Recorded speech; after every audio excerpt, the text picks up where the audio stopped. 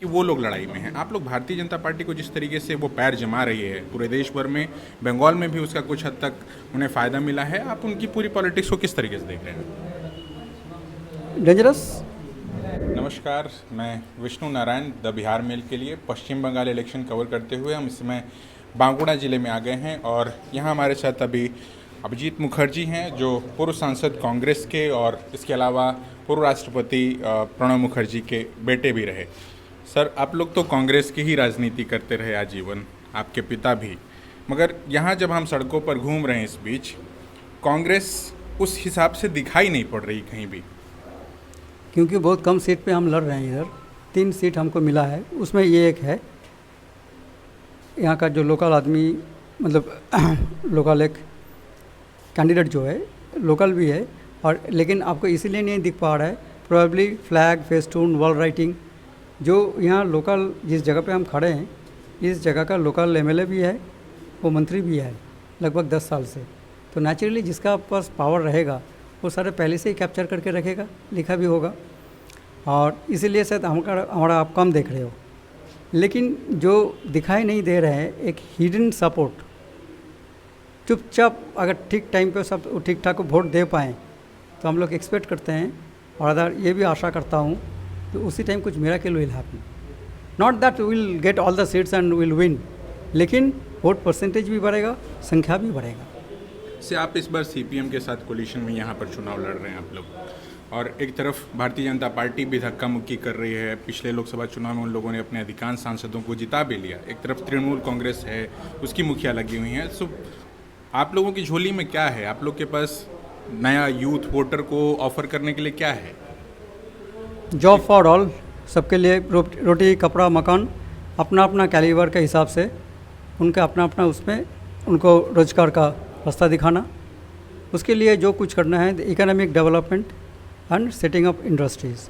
जो यहाँ से बीते हुए दिन जो है, जो पहले 60s में था, सबसे पहले इंडस्ट्री में आगे था, फॉलोड बाय महाराष्ट्र, अभी सबसे पीछे हो गया। तो इसके लिए 2 चीज़ चाहिए, जो यूथ से भी हमें चाहिए, भाई आपका एटीट्यूड पॉजिटिव होना है, नॉट दैट नेगेटिव एटीट्यूड है। जो काम का मौका लगे उसको इस्तेमाल करो, काम करो, एंड उसमें इकोनॉमिक ग्रोथ में, ग्रोथ इंजन में शामिल हो।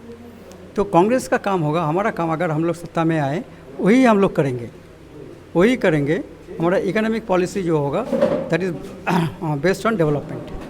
जैसे आप लोग जो कोलिशन पार्टनर्स चुन रहे हैं चुनाव के पूर्व, जिस तरीके से आप लोगों ने यहाँ सीपीएम को चुना है, हम बिहार से आते हैं, वहाँ आपने आरजेडी को छोड़ा, एमआईएम को छोड़ दिया। एमआईएम एक फैक्टर बना जिसने महागठबंधन को वहाँ सत्ता के नज़दीक नहीं पहुँचने दिया। यहाँ पर भी एमआईएम लड़ रही है। एमआईएम को किसी फैक्टर के तौर पर आप पाते हैं या नहीं? इसमें मैं पर्सनल जवाब दूंगा जी। ये पर्सनल जवाब है, no. MIM mainly Urdu speaking Muslims के लिए है, जो कलकत्ता और कुछ पॉकेट्स में है। वहाँ हो सकता कुछ डाल उनका करे, लेकिन यहाँ का मुस्लिम एमआईएम का उसमें फंसेंगे नहीं, यही हमारा विश्वास है। थोड़ी देर पहले हमने बताया कि यहाँ का मुस्लिम हिंदू ज़्यादा कम्युनल नहीं है, ज़्यादा क्या, बिल्कुल ही कम्युनल नहीं है। 1-2 ऑलवेज एक्सेप्शन होगा, तो उसके हिसाब से एमआईएम ज़्यादा फैक्टर यहाँ नहीं होंगे। और ये भी तो सोचा जा सकता है, they have been planted by whom, you understand. तो देखिए, प्लांटेड वाली बात कांग्रेस कहे कि बीजेपी ने प्लांट किया है, बीजेपी के लोग और उनसे पूछने पर कहते हैं कि हम किसी की भी टीम नहीं है। मगर ये कोई भी पॉलिटिकल पार्टी या जो पॉलिटिकल प्रैक्टिस में जाता है उसके लिए प्लांटेड जैसे शब्दों का इस्तेमाल होना चाहिए। हम तो सोच रहे हैं, देखो अचानक इन लोग यहाँ आ गया, हैदराबाद का उस आदमी। हर वक्त हमने अपना इलेक्शन पे देखा, कश्मीर से एक मुसलमान प्रोफेसर अपने आप को क्लेम करता है, वो आके खड़ा हो जाता था, कभी लैडर, कभी टॉर्च लाइट कुछ लेकर निर्दल प्रार्थी, एंड 10,000 से ज़्यादा वोट नहीं मिलता था।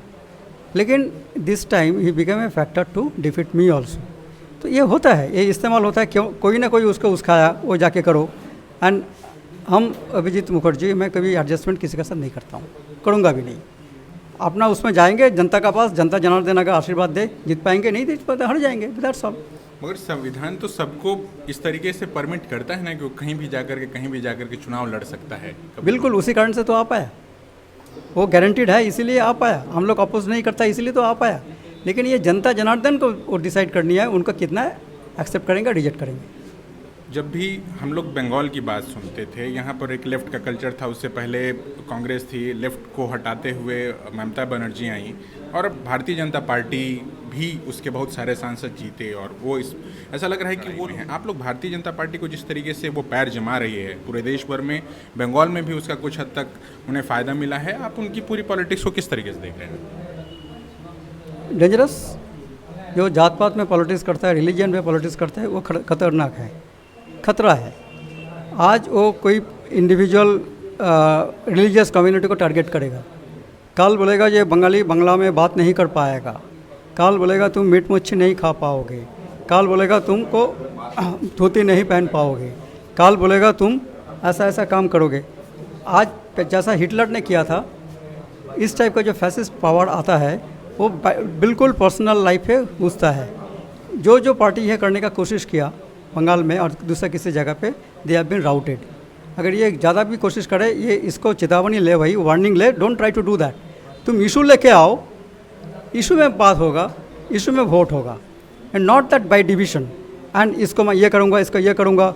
एक आदमी बोला था सबको चोर के हम पकड़ पकड़ के जेल में डालेंगे, लेकिन जिस आदमी पे केसेस आए वो सब स्विच ओवर कर रहे हैं and they get XYZ category का सिक्योरिटी। तो ये जो तमाशा हो रहा है, ये तमाशा तो पहले बंद करे, ये तमाशा बंद करे। जनता पे आप छोड़ दो, उसका आदमी चाहता है कि नहीं, उसका अपना आदमी चाहता है कि नहीं, वोट हो। हाँ, आदमी को आप ये कर सकते हो जो आपका पावर में है, जो इंडिपेंडेंट वोट करवाएं, फियरलेसली वोट होएं, कोई रिपार्केशन का डर ना रहे, तभी आदमी फियरलेसली ओपन माइंड पे वोट देंगे, तभी तय हो जाएगा बंगाल का जनता क्या चाहता है। और मैं इसमें थोड़ा सा आपको इंटरप्ट करूंगा कि आपको नहीं लगता कि भारतीय जनता पार्टी इस मामले में बहुत स्मार्ट हो गई कि नॉर्थ ईस्ट के भीतर जब वो तमाम तरह के फूडिंग हैबिट्स की बातचीत होती है तो वहाँ बहुत स्मार्टली खेलते हैं, गोवा के भीतर उस तरीके से नहीं करते, मगर वो उत्तर प्रदेश में मौका आता है तो वो सेंटिमेंट की बात, कल भी हम दिलीप घोष से बात कर रहे थे तो वो भी यहाँ के सेंटिमेंट्स का, लोकल सेंटिमेंट्स का ख्याल रखने की बात कह रहे थे। लोकल सेंटिमेंट अगर ख्याल रखने का बात करें तो दो चीज़ मैं बताता हूँ। जो एक नोबेल लॉरिएट है डॉक्टर अमर्त्य सेन, इंसिडेंटली शांति निकेतन जिस हमारा होम डिस्ट्रिक्ट है वहीं पे उनका घर भी है। तो वहाँ अपना यूनिवर्सिटी, सेंट्रल यूनिवर्सिटी, जो बीजेपी और दिलीप घोष और इसका किसी का पर्सनल प्रॉपर्टी नहीं है, रविंद्रनाथ टैगोर का फादर्स प्रॉपर्टी था, पर्सनल प्रॉपर्टी था, बाद में इसको नेशनल सेंट्रल यूनिवर्सिटी बनाया गया। वहाँ उनका शायद जो कुछ भी है घर बना हुआ है, उसको लेकर उनको कंट्रोवर्सी किया जा रहा है। एंड बहुत तरीके से ये आदमी, नाम भी मैं नहीं लेना चाहता हूँ, और भी बहुत सारे आदमी डिरोगेटिव कमेंट्स किया। अगर तुम बंगाली सेंटीमेंट को हार्ट करके बंगाल जीतने का कोशिश सोच रहे हो, यू आर लिविंग इन डैसेस पैराडाइज। बहुत शुक्रिया सर हमारे साथ बातचीत करने के लिए।